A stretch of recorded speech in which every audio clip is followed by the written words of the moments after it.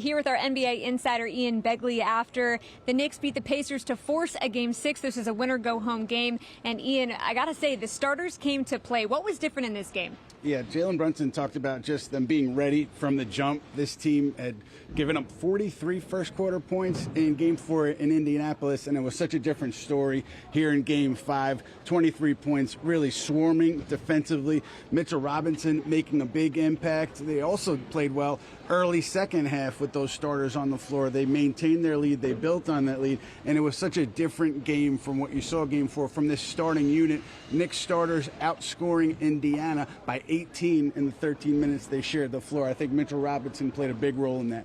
Huge, yeah. Jalen Brunson didn't exactly look like himself in Game 4. What did you notice in Game 5?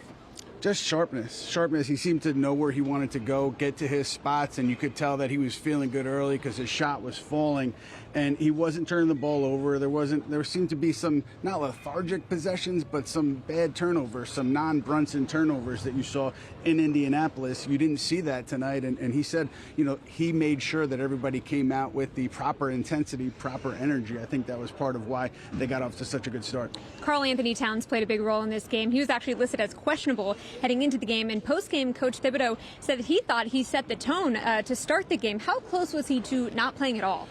Yeah, he said he was going to play. He said it was Game 5 and he was going to go, and it was as simple as that. And he credited the Knicks medical staff for helping him get ready. He said he put in hours of work with the medical staff, and then, he was part of that strong start because you would think maybe he's a little bit hesitant on offense, not being as aggressive with the knee. That wasn't the case. He was getting into the paint. He was right around the rim. He was rebounding the ball, too. So I think that energy early on from this Knicks group, that starting lineup, that playing its third game after Tom Thibodeau made the switch, they look much better here in Game 5, and let's see what happens in Game 6. Yeah, absolutely. Next up, the Knicks head to Indianapolis for Game 6 on Saturday to try and keep the series alive again. For Ian Begley, I'm Michelle Margaux.